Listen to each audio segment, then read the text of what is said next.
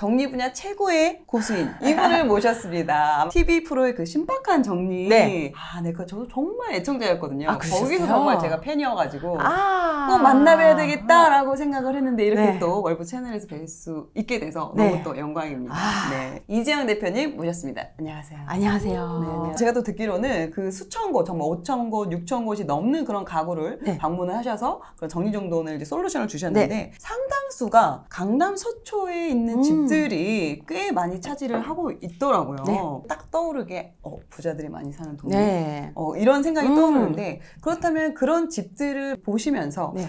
부자들의 집은 좀 이런 특징이 있더라. 네. 이런 게 좀 있던가요? 일단 첫 번째, 없는 물건을 얘기를 하자면 부자 부자들은 관리 안 되는 물건이 없습니다. 관리 안 되는 물건이 없다. 예를 들면 그냥 우리 비누라도 샴푸라도 내가 얼마나 가지고 있는지를 알고 있는 거예요. 부자라 하면 무슨 샴푸 쓰는가? 그게 궁금한 게 많은 분들이 맞아요. 맞아요. 어떤 거 쓰지? 어. 부자니까 그 비싼 브랜드 거. 어떤 거 쓰지? 브라- 샤넬 거 쓰지? 그거 다 그래요. 근데 그게 아니라 뭐 샤넬이든 그게 중요한 게 아니라 많고 적음이 아니라 내가 가진 게 얼만지 재고파악을 하고 있다는 거예요. 나 요 정도가 딱 남았으니까 앞으로 좀 더 사야 되겠어. 아니면 지금 너무 많아. 그래서 좀 이 소비를 줄여야 되겠어. 내 물건을 통제한다는 느낌을 다 받았거든요. 저는.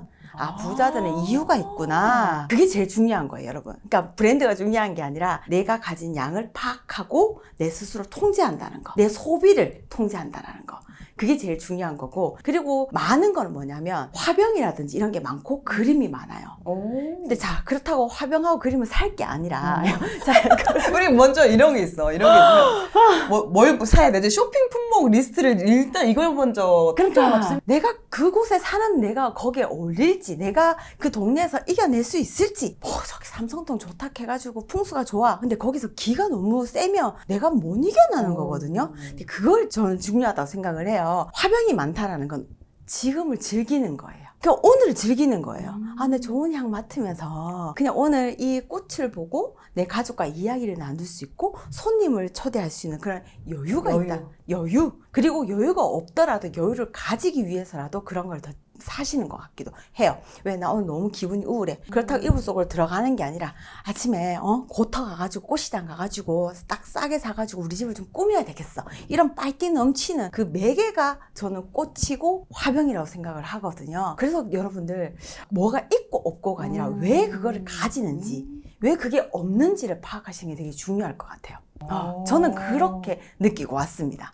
네. 일단 중요한 포인트인 것 같아요. 내가 집에 실제로 제가 예전에, 그러니까 저는 이제 예전의 네. 생활과 지금의 생활이 많이 좀 다른 네. 편인데 그전에는 내 집에 뭐가 어디에 있는지를 모르니까 그러니까 또 사게 되고 맞아요. 그러면서 또 많이 사놨으니까 이걸 빨리 처리하려고 막 쓰게 되고 그럼요. 왜냐면 이게 또 이제 짐이 돼버리니까 그래, 집이 지저분해지니까 막 그러면서 오히려 중복된 소비, 쓸데없는 소비 이런 네. 것들이 좀 있었던 부분이 있었던 것 같아요, 확실히. 그러니까 제일 비싼 게 집이지 않아요? 그렇죠. 세상에서 우리나라에서 제일 비싼 걸 따지면 그렇죠. 내 집 한 평이 제일 비싸요. 근데 그 내 집 한 평을 그거를 가지기 위해서 우리가 얼마나 공부를 해요. 얼마나 다니면서 공부를 하고 진짜 많은 정보들이고 그래서 얻었는데 그 한 평에 물건을 채워 넣었을 때 뭘 어떤 걸 넣을까? 그걸 한번 고민해 보는 거. 뭘 빼볼까? 그걸 고민해 보는 그게 참 재밌을 것 같은데 사실 많은 분들이 가져는 것까지는 잘 가져. 맞아. 근데 그 이후로는 나 다 했다. 끝. 그렇게 해서 거기를 어떤 걸 채울지 고민하기 없고 뭐 여기서 너무 많은 물건들이 있어요. 나 한번 빼봐야 되겠다. 이런 생각을 안 하시는 것 같아서 저는 좀 속상해서. 화병이나 이런 것도 얘기를 하셨는데 어떤 물건들이 또 좀 많이 있던 거예요? 일반적으로 생각하면 제가 이제 특히나 좀 어느 정도 그 지역에서 소득이 높은 사람들이 네. 사는 집을 이제 임장이라고 하죠. 네. 집을 보러 갔을 때 좀 많이 보였던 게 악기, 악기. 큰 그렇죠. 악기, 큰 악기 이런 거 그리고 책. 요 정도가 좀 많이 보였었거든요. 그것도 봐요. 오늘을 즐기는 거라고 생각해요. 근데 책도 보면 전공서적 같은 게 많진 않아요. 뭐 96년 엑셀 이런 거 없어요.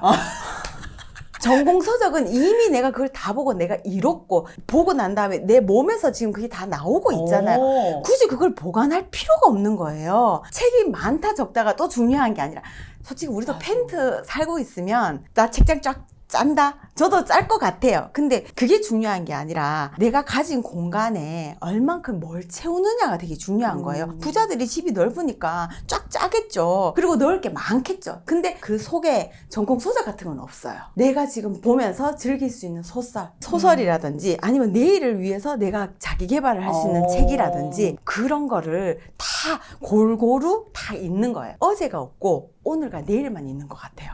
그런데 조금 이렇게 뭔가 기가 좀 안 흐르는 집, 그런 집에 가면 옛날 물건이 더 많아요. 예를 들면 어떤 옛날 물건이? 그 아까 말했던 전공 서적 그런 거, 엑셀 막. 그런 거 뭐 맨투맨 뭐 이런 거 있잖아요.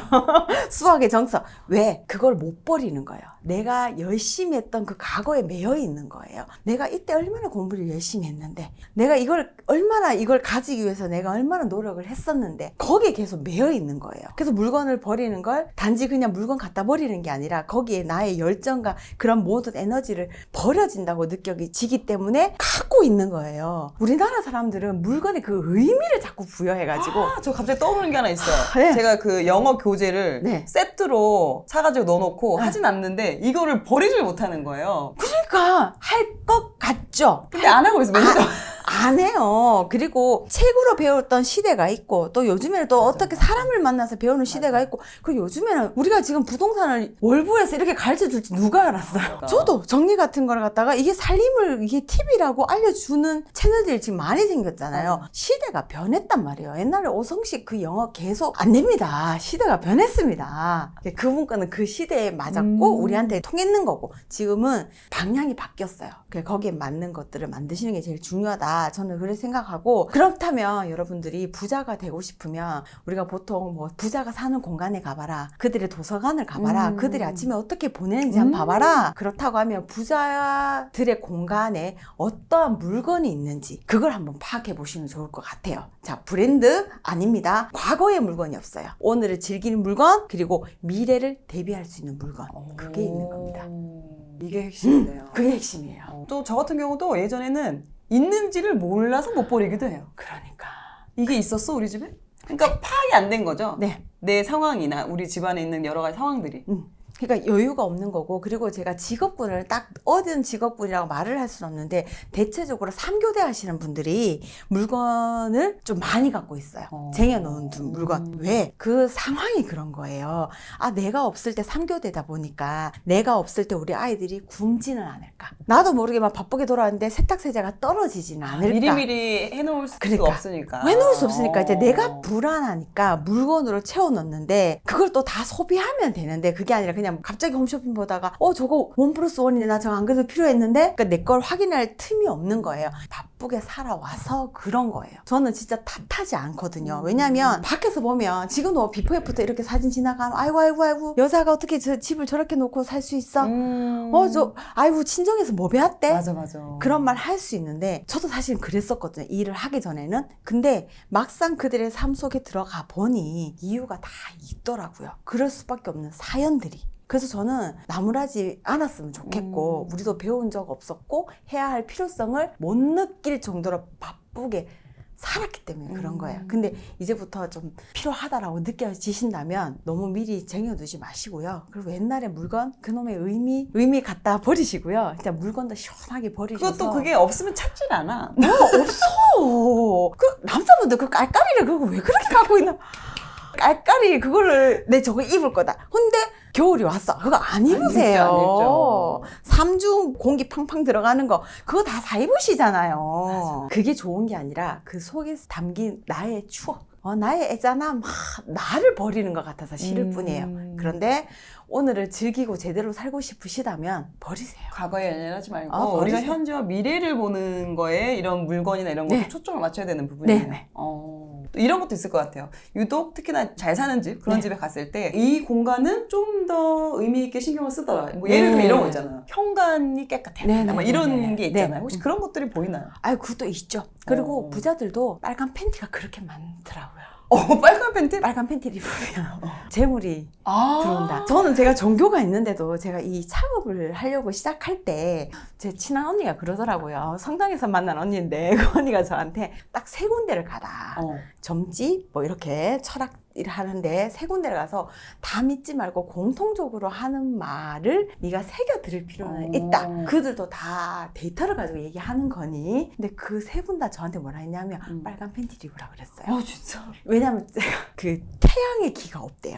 저희가 다 가졌는데 그래서 빨간 팬티라든지 아니면 빨간 립스틱이라든지 아니면 빨간 지갑을 갖고 있어라. 그래야지 재물이 들어온다라고 하셔가지고 이제 그런 것처럼 거기에 맹신하지는 않지만 길을 열어둔다고 저는 이왕이면 좋은 기운이 있다라는 거는 뭐 굳이 뭐 파란색도 이쁘고 그렇긴 하지만 또 빨간색은 또 그런 좋은 의미도 있다더라 하면은 뭐 괜찮죠. 그러니까 풍수 인테리어가 아이고 그 옛날 것이야. 그거 뭐 그래. 그거 다 뭐 샤머니즘이야 할 수도 있지만 그동안 어른들이 갖고 온 지혜를 그냥 푸른 거라고 저는 그렇게 생각해서 받아들일 건 받아들여야 된다고 생각해요. 자, 빨간 팬티를 입는다. 그래서 돈이 들어온다기보단 저는 이제 빨간 팬티나 이렇게 빨간 립스틱을 제 가방에 넣을 때 그 마음가짐이 이미 다른 것 같아요. 그럴 것 같아요. 그거예요. 일단은 그거를 내가 샀다라는 거는 그거에 대한 니즈, 그런 거에 대한 욕망이 있는 거잖아요. 그럼 그 욕망이 있다라는 건 이걸 해내기 위해서 행동으로도 옮겨갈 수 있는 그런 적극성을 띌 수 있으니까 시작이에요. 물꼬를 되게 의미가 트는 있다. 거라고 저는 생각해요. 그렇다는데 한번 그래 나에게 좀 힘을 주자. 그런 생각으로 가시면 좋을 것 같고 벌써 이제 했어. 한 걸음 나아갔어. 그게 저는 중요하다고 생각을 해요. 본질을 잘 파악을 했고 그리고 이제 뭐 현관에 해바라기를 걸어라. 맞아요. 해바라기 그림 많이 또 이야기하죠. 그거를 왜 저랬을까라는 생각을 풍수 인테리어 하시는 그 분들도 찾아가서 물었어요. 저 또 궁금하면 묻거든요. 그렇죠. 찾아가서 물었더니 그분 말씀이 밝은 기운에 그냥 표시를 할 수 있는 게 그냥 시각화가 되는 게 해바라기일 뿐이에요. 그냥 현관을 깨끗하게 정리정돈을 해라. 거기에 뭐 물건 택배가 쌓여 있으면 좋은 기운이 들어오려고 하다가도 나간다. 나쁜 기운이 집안에서 나가려고 하다가도 택배 박스가 쌓여 있으면 걔네들이 뚫고 나갈 수가 없는 거야. 그거를 의미해서 선한 거를 표현하기 위해서 해바라기 그걸 상징시켰던 것이지 본질 의미는 현관부터 멀끔하게 이렇게 운이 확 트이게끔 정리정돈하라는 거예요. 그게 포인트. 그게 의미가 그게 포인트고. 그 백날 그 현관에 막 신발 엄청 어지러져 있고 백날 해바라기 막 사방간데 붙여놓으면 뭐 할 거야. 그러니까 그게 포인트인 거야. 그러니까 화산, 밝음 막 그런 느낌이니까 깨끗하게 청소하는 거. 그러려면 신발 안 쓰는 거 버려야 되겠죠. 맞아요. 지금 잘 신는 거. 뭐 우리만 해도 우리 젊었을 때 다 막 7, 9cm 10. 막 갑옷이 힐 신었잖아요. 지금 그런 거 신었다가는 허리 나갑니다. 아유, 허리부터 물까지 큰일 납니다. 그것부터 버리시는 거예요. 나는 이미 내 몸에 맞다고는 하지만 그게 아까워서 못 버릴 수는 있겠지만 내가 가질 수 없는 거라고 생각을 하거든요. 그런 거 비워내고 지금 나를 움직일 수 있게 하는 단화, 운동화 이런 것만 남기세요. 나를 위한 것만. 제발 묵은 거 버리시고 다가오지 않은 미래의 물건 때문에 쟁여두지 마시고 지금 오늘을 살기 위해서 뭘 두면 좋을까? 정리라는 건 갖다 버리기 위해서가 아니라 지금 내를 위해서 남겨둘 걸 고민하는 거예요. 남겨둘 거. 버릴 걸 골라내는 게 아니고 남겨둘 거를 오히려 남겨둘 거를 이제 남겨두고 내가 이런 걸 좋아하는 사람이었어. 알아채는 거죠. 나의 취향을 찾아가는 거죠. 그래서 다음부터는 그런 거 절대 안 사야지. 그래서 집을 이렇게 좋게 만드는 거예요. 그런 게 있는 것 같아요. 확실히. 왜냐면 이게 내가 지금 남겨둔 걸 보면은 내 성향을 파악할 수 있고 그리고 내가 이런 걸 좋아하는구나. 네. 그러면서 오히려 이제 좀 중복되는 소비를 좀 줄일 수 있기도 하고 맞아요. 더 오히려 합리적으로 소비를 할 수 있는 그런 걸 찾아내는 게 정리의 필요성이고 정리를 해야 되는 이유가 연말이 됐기 때문에 새해가 왔기 때문에 부자가 되기 위해서 하는 게 아니라 나를 알아가는 과정 중에 하나가 저는 그 중에서 제일 쉬운 게 정리인 것 같아요. 물건 정리. 그리고 현재 나를 위한 것만 남기는 거. 버리시는 거. 그게 제일 중요한 거라고 저는 진짜 생각해요. 나를 위해 알아가는 시간이 되기도 하네요. 네네. 좋습니다. 지금 또 이거 약간 비슷한 사연일 수도 있는데 이거에 대해서 또 이제 지금 사연을 하나 이제 저희가 가져와 봤는데요. 안녕하세요, 이지원 대표님. 저는 자기개발 재테크를 막 시작한 30대 직장인입니다.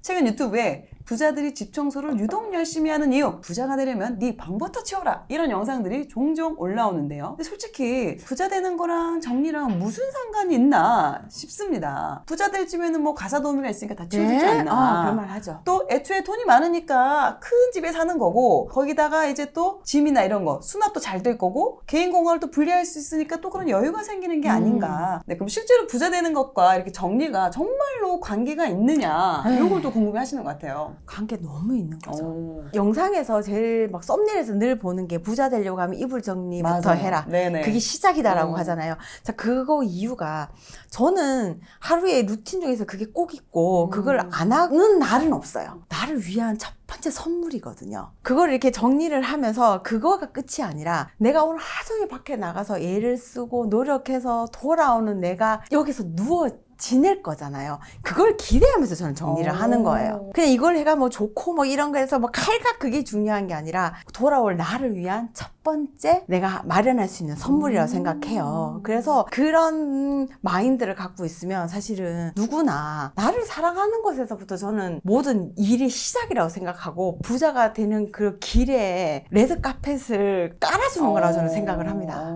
그래서 부자들 집 정리하고 상관이 있는 것 같아요. 그리고 부자가 되려면 하기 싫은 걸 해야 됩니다. 그것도 습관되니까 이게 또 네. 안 하면 이상해요. 안 하면 이상한데, 근데 솔직히 저는 정리하기 싫거든요. 아니 나는 정리가 좋아서 그래, 뭐 저도 정리가 좋아서 잘해서 일을 했다라고 하지만 생각해보면 제가 정리를 정말 좋아서가 아니라 이걸 빨리 해놔놓고 나가 놀라고 정리를 하는 거예요. 저 그거예요. 청소하기 싫어서 물건은 그냥 좀 적게 가지는 거예요. 통제하기 위해서. 근데 제가 이걸 많은 걸 통제할 능력이 없으니까 내가 나를 되게 객관하거든요, 저는. 내가 안 될 사람이니까 저는 적게 가지는 거예요. 저는 그거라고 생각을 해요.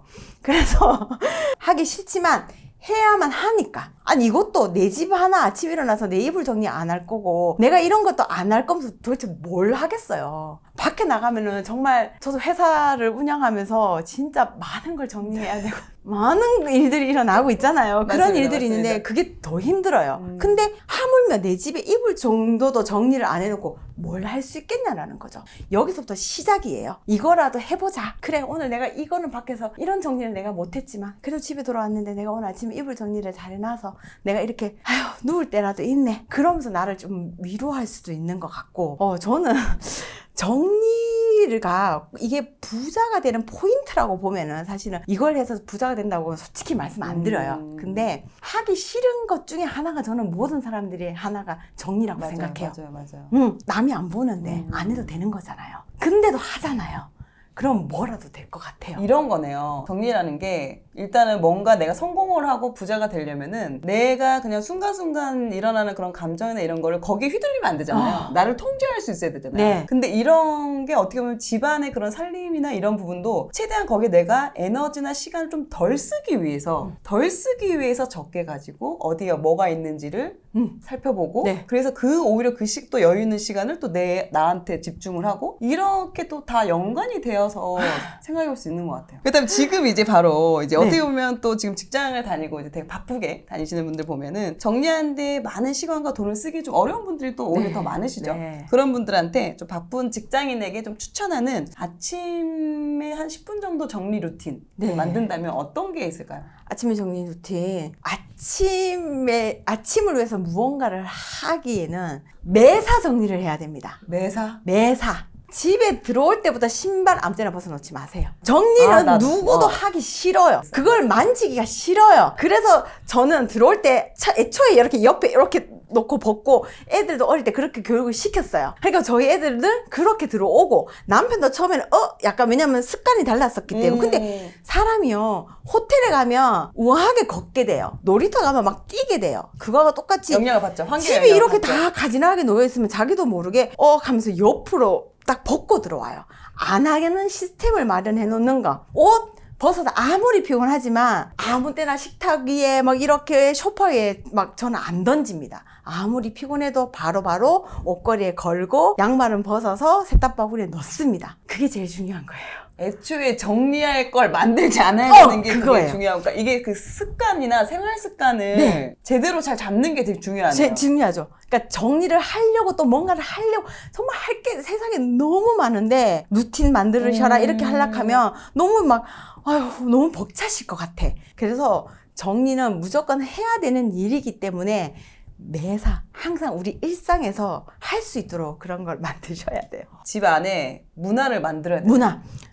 우리가 정리 때문에 제일 많이 싸우는 이유가 뭐냐면 이건 누가 썼어? 맞아. 이거 제자리 갖다 놔놨겠지. 맞아. 모든 사람 공감. 리모컨 어디 갔노? 리모컨 어디 갔노? 제자리에 누가 했지. 내가 놔두었겠지.